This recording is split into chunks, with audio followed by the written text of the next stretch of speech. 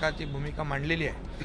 त्यामुळे सरकारची भूमिका एकच आहे की कर्नाटकमधील मराठी भाषिकांच्या पाठीशी महाराष्ट्रातली 12.5 कोटी जनता पूर्णपणे खंबीरपणे उभी आहे।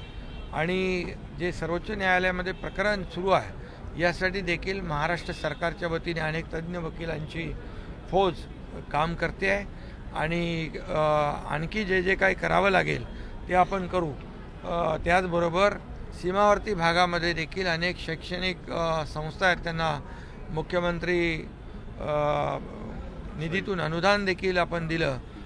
त्याचबरोबर मुख्यमंत्री सहायता निधीमधून देखील आपण त्या भागातल्या लोकांना सुविधा उपलब्ध करून दिली, जेणेकरून मराठी भाषिकांना न्याय मिळेल। आणि म्हणून मराठी भाषिकांच्या मागे पूर्णपणे महाराष्ट्र खंबीरपणे उभा आहे। त्याचबरोबर एक दुसरा प्रकार मुख्यमंत्री महोदयांनी सांगितला की त्यांच्या सभागृहामध्ये स्वातंत्र्यवीर सावरकरांची प्रतिमा जी आहे ही काढण्याच्या बद्दल प्रयत्न सुरू आहे। त्या बाबतीत देखील त्यांचा निषेध करावा तेवढा थोडा आहे। आणि स्वातंत्र्यवीर सावरकर फक्त महाराष्ट्राचे नाही तर अवघ्या देशाचे स्वातंत्र्यवीर सावरकर यांनी या देशासाठी जो त्याग केलेला आहे याचा जे काही जाणीव कर्नाटक सरकारने देखील ठेवली पाहिजे। आणि आपल्या सभापती नीलमताई गोरे यांनी देखील स्वतः सांगितलं आहे की तिकडच्या सभापतींना कळवून या ठिकाणी ती स्वातंत्र्यवीर सावरकरांची प्रतिमा काढू नये अशा प्रकारचा आवाहन देखील त्यांनी केलं आहे। आणि सरकार देखील या भूमिकेशी सहमत आहे। आणि म्हणून स्वातंत्र्यवीर सावरकरांचा अपमान करणारे देखील कर्नाटक सरकारचा मी या ठिकाणी धिक्कार करतो, निषेध करतो। साहेब हिंदी साहेब हिंदी साहेब सावरकर हिंदी सावरकर साहब सावरकर कर्नाटक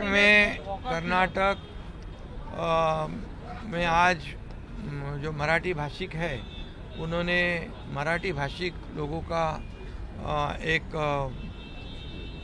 सम्मेलन लिया था।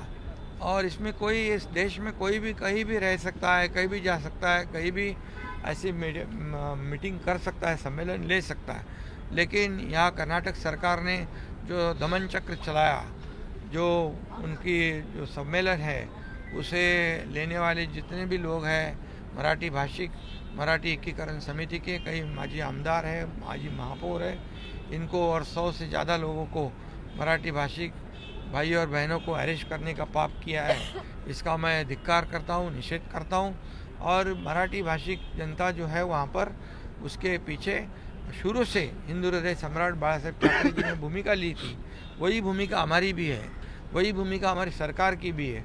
और पूरे 12.5 करोड़ जनता ये कर्नाटक में रहने वाले हमारे मराठी भाषिक जो है उनके पीछे खंभीरता से उभी है, खड़ी है। और उनके लिए कई ऐसे स्कूल हैं उनको भी अनुदान देने का काम किया है, कई लोगों को आरोग्य सुविधा देने का काम हमारी सरकार ने किया है। इसलिए सरकार की भूमिका स्पष्ट है। इसमें हमारे केंद्रीय गृह मंत्री अमित भाई शाह, इन्होंने भी, मैं जब मुख्यमंत्री था तब मुझे और कर्नाटक के मुख्यमंत्री दोनों को बुलाया था। और ये जो कर्नाटक सीमा आंदोलन का जो इशू है वो सुप्रीम कोर्ट में है और तब तक मराठी भाषिक लोगों को वहाँ कोई भी अन्याय ना हो, अत्याचार ना हो, ऐसा सूचनाएं की थी। लेकिन आज यहाँ पर अन्याय अत्याचार की भूमिका कर्नाटक सरकार ने ली हुई है, उसका जाहिर धिक्कार मैं करता हूँ। और यहाँ पर और एक बात सामने आई कि स्वातंत्र्यवीर सावरकर जिन्होंने पूरे देश के लिए त्याग और जो योगदान दिया है इसके प्रति सम्मान रखना चाहिए, बल्कि उनकी प्रतिमा को हटाने की कोशिश जो कर रहे हैं उसका भी मैं धिक्कार करता हूँ, निषेध करता हूँ। और हमारे मुख्यमंत्री महोदय जी ने भी सरकार की भूमिका स्पष्ट की है। और हमारी सभापति नीलमताई गोरे जी, इन्होंने भी कहा है ऐसी कोशिश अगर करते होंगे तो वहाँ के सभापति को इतला किया जाएगा, आह्वान किया जाएगा और स्वातंत्र्यवीर सावरकर जी की प्रतिमा को वहाँ से नहीं निकाला जाए, ऐसी कोशिश की जाएगी। हमारी भूमिका स्पष्ट है और इसलिए ऐसा दमन चक्र जो है ये करने वाली कर्नाटक सरकार को पूरी तरह ये महाराष्ट्र की जनता और वहाँ की जनता सबक सरकारचे दोन माजी मंत्री बीजेपी किया, लेकिन एनसीपी और कांग्रेस वाले अंदर बैठे रहे। कर्नाटक में कांग्रेस की सरकार है, क्या आपको लगता है महाविकास आघाड़ी में अनबन है? महाविकास आघाड़ी के सरकार जो हमारी पूरी सरकार ने तो एक मत से ठहराव किया था कर्नाटक के जो हमारे मराठी भाषिक है उनके साथ रहने का, तो आज क्या दोगली भूमिका उन्होंने अपनाई है? या मैं ये भी कहूँगा कि अध्यक्ष पद के चुनाव में सभी लोगों ने सहयोग देना चाहिए। अभी कई लोग वॉकआउट कई लोगों ने किया है, ये तो सही माने में जनता ने जिनको सबक सिखाई है अभी उन्होंने कामकाज में भाग लेना चाहिए। अभी तो महाराष्ट्र की जनता ने जो काम करने वाली सरकार के साथ पूरी तरह लैंडस्लाइड विक्ट्री दी है और इसकी सबक लेनी चाहिए विरोधी पक्ष ने। और मैंने भी आज सदन में कहा है कि अभी हम सत्ताधारी और विपक्ष साथ में मिलकर आगे बढ़ते हैं, इस राज्य की जनता को न्याय देते हैं, इस राज्य का विकास करते हैं।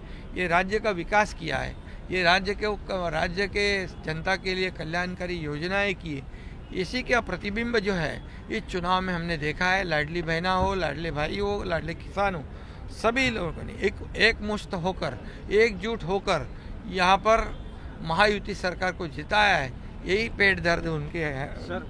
उद्धव जी ने सवाल पूछा है बीजेपी ने उद्धव जी से। तणावदर्शक वातावरण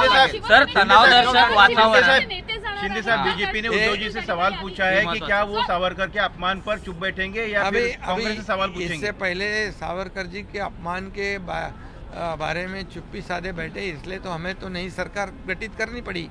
और इसलिए मैं इतना ही कहूँगा, सभी लोगों ने कर्नाटक के सरकार ये विषय पे सभी लोगों ने एकजुट होकर